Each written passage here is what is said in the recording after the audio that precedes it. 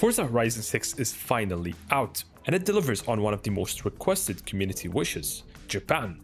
And when it comes to the map and the vistas that you get to discover and drive through, they absolutely nailed it. So I'm a day one Forza fan, and I'm talking about the motorsports games. I also put no less than 100 hours into every Horizon release, and if you played the previous titles like I did, you'll be getting loyalty reward cars, and they go as follows. For the original Forza Horizon, you'll get a 2013 Dodge Viper, Horizon 2, 2014 Lamborghini Huracan, Horizon 3, 2016 Lamborghini Centenario. For Horizon 4, you'll get the 2016 Aston Martin Vulcan, and Horizon 5 will get you the 2021 AMG 1. And the odd one out is the latest Forza Motorsports, which will give you the 2024 Corvette E-Ray. The car list is exactly what you'd expect from a Horizon game. All types of vehicles ranging from rally cars, off-roaders, SUVs, sports cars, and even hypercars. The roster is mostly carried over from previous versions with a few nice additions. On the visual side, don't expect a huge jump in vehicle detail or graphics quality. However, I am happy to report that the car sounds have been noticeably improved, especially on V8s and V12s.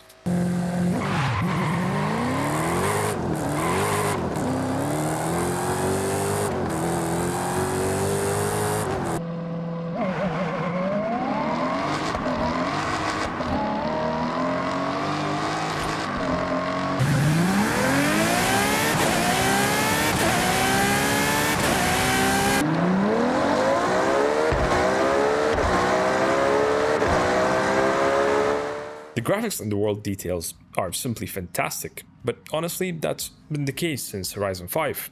For me, the biggest influence on the overall aesthetics for these games comes down to lighting and color balance, and this game can look absolutely stunning at times. The team really nailed the look and feel of Japan's roads and terrain. The map has plenty of regions as well, each with their own distinct character, and the road variety is great. Narrow twisty roads for drifting, long sweeping highways for top speed runs, and of course the signature jumps that are a Horizon staple by now. The game also brings back the wristband system, which gives you a much better sense of progression.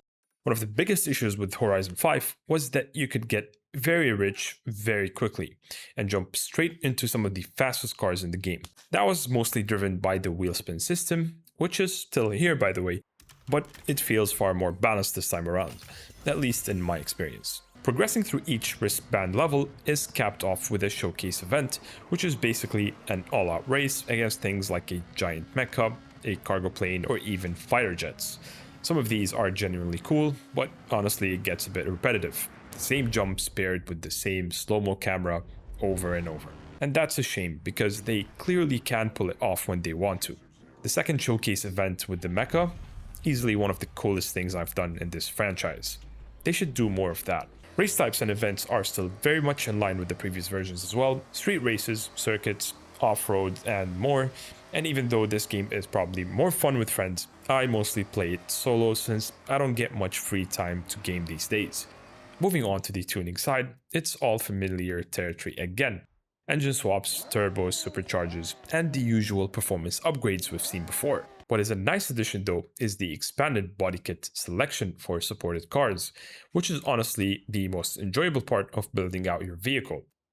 Paint and design shop will also feel right at home if you've been here before, though to be honest, most people are probably just going straight into the player-made design browser and grabbing something off of there. So everything we've talked about so far is more or less a slight improvement over Horizon 5. So where are the big differences? Well, honestly, there aren't any. Other than the map, this game is pretty much the same. So much so that I had a friend over once who plays Horizon 5, picked up the controller, played for about an hour, and then mentioned that the game felt a bit different to his. He had no idea it was Horizon 6 until I told him it was. And even then he was surprised by just how similar they look and feel. But wait, don't get me wrong. That's not entirely a bad thing. I personally love the way Horizon games feel and play. It's by far the best game on a controller because of how well it balances between sim and arcade. In Horizon 6, the cars do lean slightly more towards the sim style, but they're still very much an arcade experience at heart. And this is mostly felt in how sharp the turn-in is and how much grip the cars can carry. And I wish they would dial that back a little bit because it is the most unrealistic part of the driving feel in this game. And that's especially true under braking as well, where cars shed plenty of speed at a comical rate. For me, that takes the edge off what could be a much more satisfying driving experience. Drifting in a Horizon game is my personal favorite thing to do. Cars feel fantastic when sliding, and you get a surprising amount of control considering you're on a controller. But one of the biggest letdowns in this game is the tire smoke. I mean, we're in Japan, drifting is the game, and the tire smoke still looks virtually the same as it did back in Horizon 4, just with a tiny bit more volume. Now, let me show you what proper tire smoke could look like in a modded Assetto Corsa. I know that sounds like a nitpick, but it's one of the smallest things they could have added that would have made a massive difference to how exciting drifting actually feels to watch and play. The same goes for the camera, one of the biggest influences on a car game in my opinion, and yet again, it is untouched since the original Horizon. It is too stiff for a game with this much arcade energy. The sense of speed just does not come through the way it should. Both of these could simply be solved with a toggle in the setting, a performance option for those who want to limit tire smoke, and a legacy camera setting for those who prefer the cleaner and more rigid view. Give us the option. It's really that simple.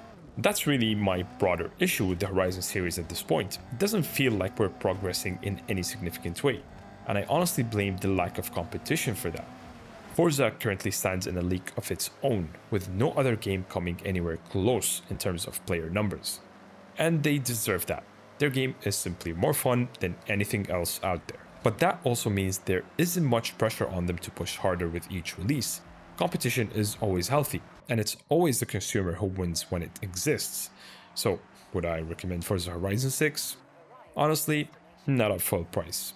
If you still have Forza Horizon 5 or picked it up recently, there is no rush. Would I skip it entirely though? Definitely not. If you're a Forza fan, I have no doubt that you'll enjoy it and easily get your money's worth out of it. But that is my personal take on Horizon 6. I'd like to hear what you guys think. If you picked it up, let me know down in the comments, and I'll catch you on the next one.